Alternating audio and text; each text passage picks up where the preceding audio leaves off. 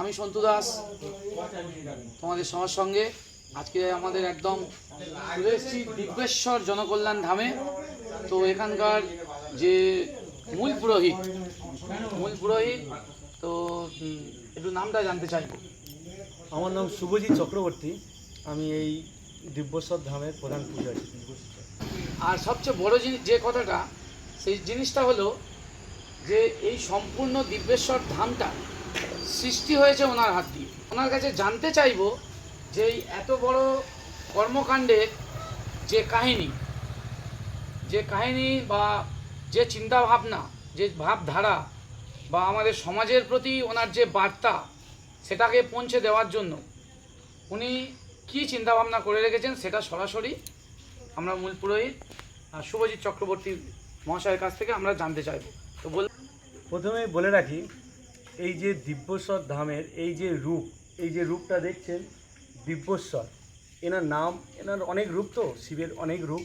এই দিব্যেশ্বর রূপে আছেন, মানে চোখ খুলে আছেন, এনার গোঁফ আছে, এই রূপটার নাম হলো দিব্যেশ্বর। তাই এখানে এই সারাক্ষণ দিব্যভাবে, মানে সারাক্ষণ দেখছেন উনি, এই দিব্য রূপটা আমরা এখানে আনা হয়েছে। এখানে আরও একটি শিবলিঙ্গ আছে যার নাম হচ্ছে নর্মদেশ্বর, যেটা প্রকৃতি থেকেই উৎপত্তি, মানে কোনো কৃত্রিমভাবে নয়, মানুষ দ্বারা তৈরি নয়, প্রকৃতি থেকেই তৈরি হয়েছে সেই রকম এক লিঙ্গ। তার নাম হচ্ছে নর্মদেশ্বর, যেটা বাণলিঙ্গও বলে থাকে।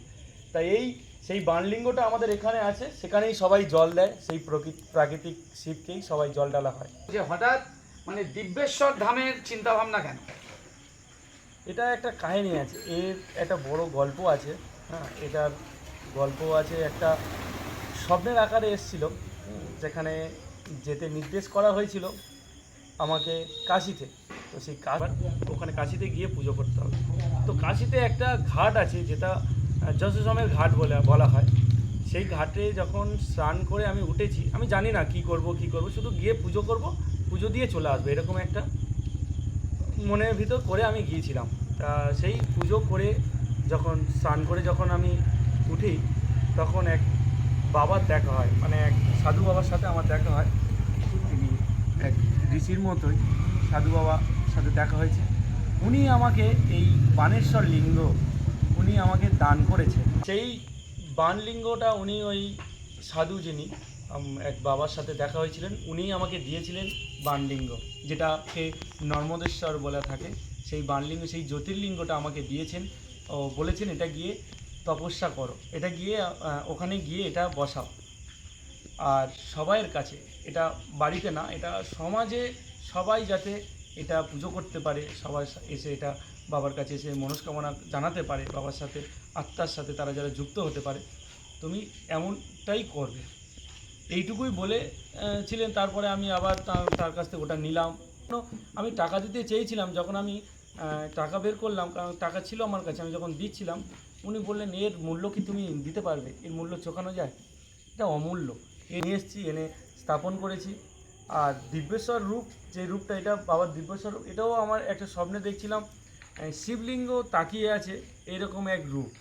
তো আমি পুরাণ পাঠ করি, তো পুরাণ পাঠে বা অনেক বই, আমরা অনেক গ্রন্থ পড়ে, সেখানে লেখা আছে দিব্যেশ্বর, যে এই চোখ খুলে আছে, তখন তার সাথে আমি দেখলাম এরকম একটা কানেক্ট হচ্ছে।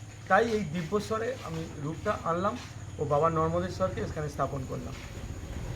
তো এখান থেকে তো শুভজিৎদার কাছে জানতেই পারলাম উনি একান্তভাবেই বলা যেতে পারে স্বপ্নাদেশ পেয়েছিলেন, বাবার স্বপ্নাদেশ, এবং সুদূর কাশী বিশ্বনাথ থেকে উনি যে নর্মদেশ্বর বাবার জ্যোতির্লিঙ্গ এখানে উনি স্থাপন করেছেন।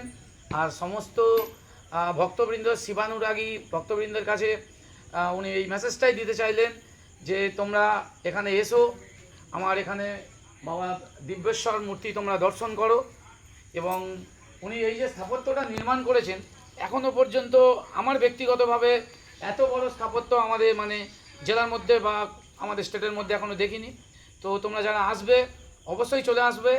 আর এখানে এলেই এই যে মূর্তির সামনে এসে যদি তোমরা একবার দাঁড়াও, নিজেদের ভিতর থেকেই একটা ফিলিংস তোমাদের আসবে, তোমরা সেটা এলে এখানে বুঝতে পারবে। তো দাদাকে অনেক ধন্যবাদ যে উনি কেন এই স্থাপত্যের নির্মাণ করলেন এবং কী উদ্দেশ্যে এখানে করলেন বা বাবার কী মাহাত্ম্য আছে, দিব্যেশ্বর বাবার কী মাহাত্ম্য সেটাও উনি সংক্ষেপে বর্ণনা করলেন। আপনারা সবাই আসুন, আশীর্বাদ করুন আমাদের এই ক্ষুদ্র কর্মকাণ্ড যেন আগামী দিনে আরও বড় জায়গায় পৌঁছাতে পারে।